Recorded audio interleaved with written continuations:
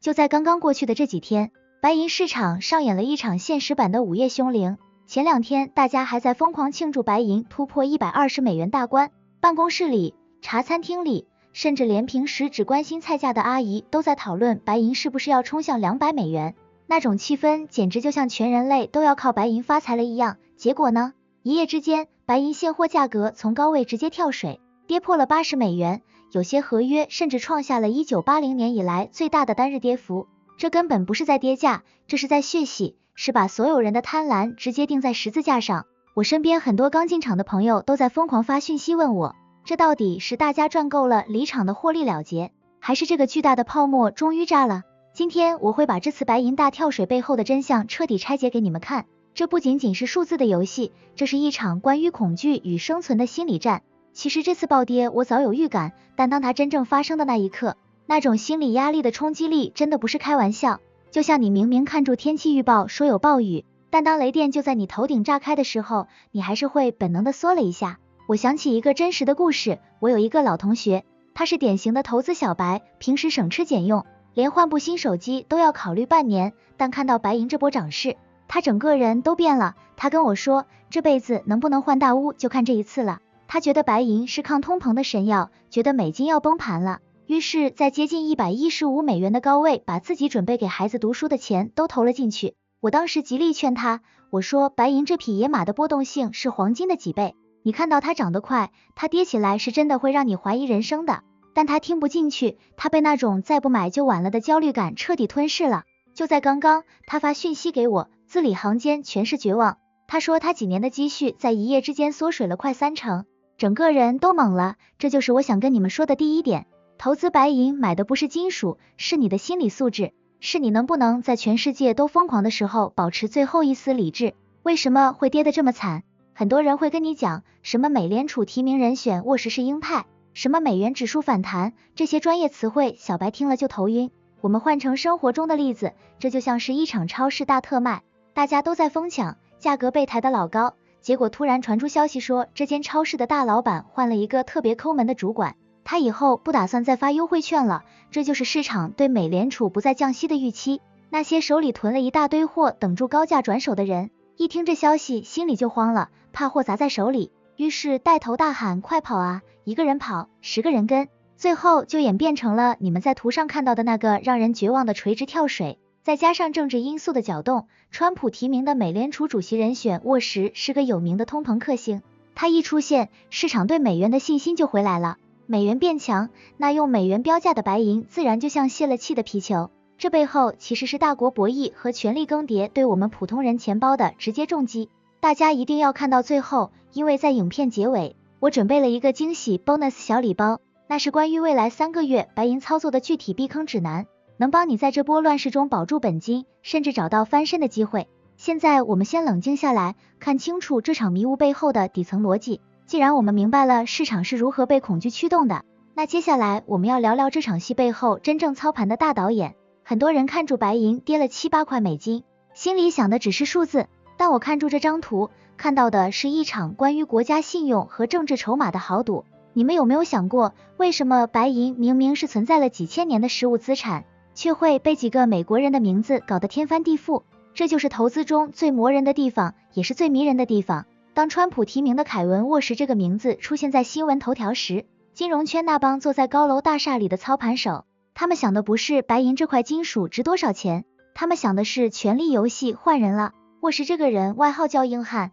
他对通膨的态度就像是严厉的训导主任对待迟到的学生。他一上场，市场就预期美联储会把那个放水的龙头彻底锁死。这就像是你在减肥，一直靠吃低热量的代餐白银来心理安慰，突然医学界宣布出了一款只要吃了就能瘦的神药，美元加息预期。这时候你手里那些囤积的代餐是不是瞬间就不香了？大家都想把代餐卖掉去换神药，这种集体行为产生的惯性就是你们看到的暴跌。我再跟你们分享一个我自己的惨痛教训，那是在几年前的一次类似行情中，当时我也像你们现在一样，看住荧幕上的红红绿绿，心跳快到要跳出嗓子眼。我当时觉得自己很聪明，开了3倍杠杆想去搏反弹，结果价格稍微一个回调，我就被系统强制平仓，眼睁睁看着在那之后价格真的弹回来了，但我已经不在车上了。那种感觉不只是输了钱，是那种被人从赛场上踢出来，连观赛资格都没有的羞辱感。所以我要告诉你们，白银这匹野马，它的底色已经变了。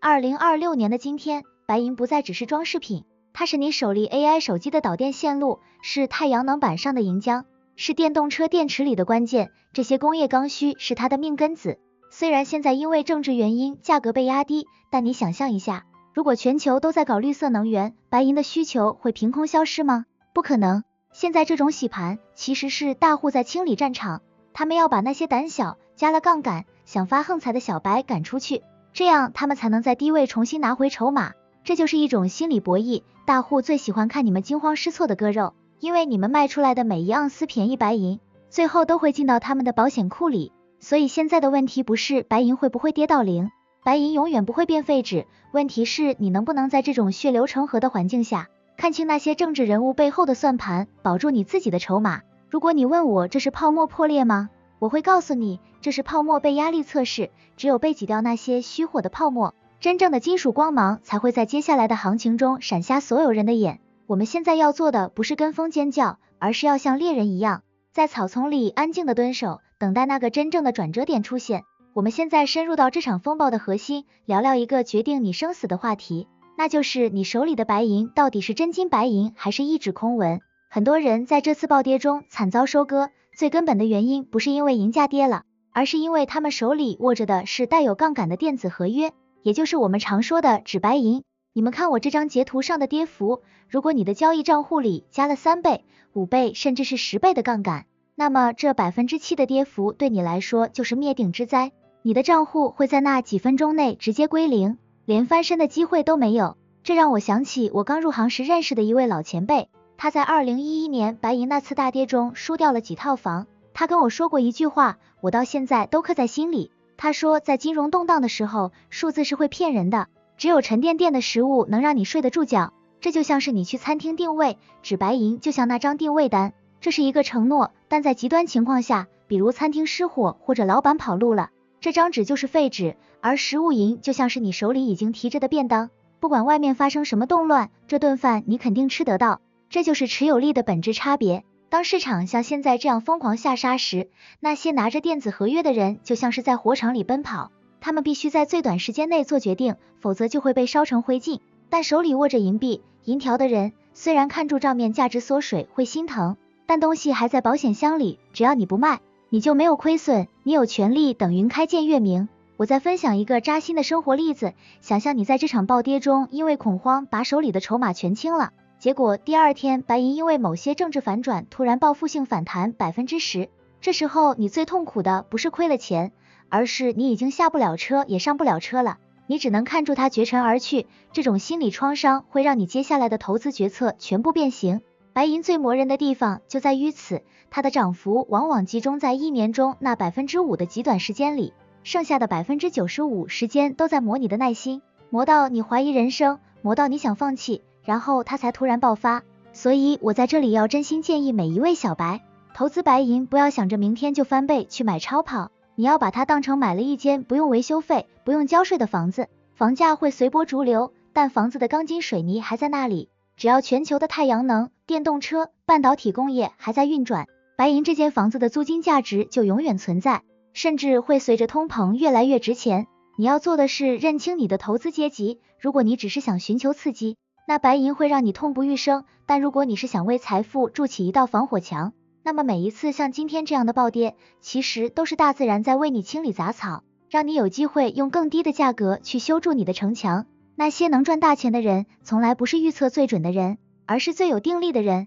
他们在暴雨中撑着伞，静静等待阳光穿透云层的那一刻。当我们看住盘面上那垂直坠落的绿色柱子时，聪明的投资者不会只看见失去，而会看见空间。现在大家最关心的问题肯定是，这波跌完了吗？根据我对白银这几年妖气十足的观察，这种幅度的暴跌通常不会一次到位，它往往伴随着所谓的2次回踩，也就是说，价格在短暂的反弹之后，很可能还会回来测试$75甚至$72的支撑位。但我要告诉你一个至关重要的真相，那就是不要试图精准的踩在最低点，因为当真正的最低点来临时，新闻标题一定写得跟世界末日一样。所有人都在叫你抛售，那时候你根本没有勇气按下买入键。我们要关注的是一个被大多数小白忽略的神秘指标，叫做金银比。这是一个非常真实的历史规律，通常黄金跌一点，白银会跌一大截，这就导致了1盎司黄金能换到的白银变多了。如果在接下来的动荡中，金银比突破了90，甚至冲向100，这在历史上几乎就是一个送钱的讯号，说明白银被严重低估了，就像是一条被拉到极限的橡皮筋，随时准备弹回来打在那些空头的脸上。到了2026年下半年，当川普政府的新政落地，市场会慢慢发现，强美元虽然能暂时压制银价，但却解决不了美国债务报表和全球对避险资产的渴望。到那时候，白银作为工业与货币的双重属性，会让它展现出惊人的爆发力。我个人预测，这次洗盘结束后，白银有机会向$150甚至更高发起挑战。所以，对于想进场的朋友，我有3条保命建议。第一，绝对不要碰杠杆，白银本身的波动就已经是自带杠杆的了，再加杠杆就是自杀。第二，学会分批建仓，如果你手里有10万块，不要一次性梭哈，分5次买，每跌5%买一笔，这样你的平均成本会让你非常有安全感。第三，要学会懒惰，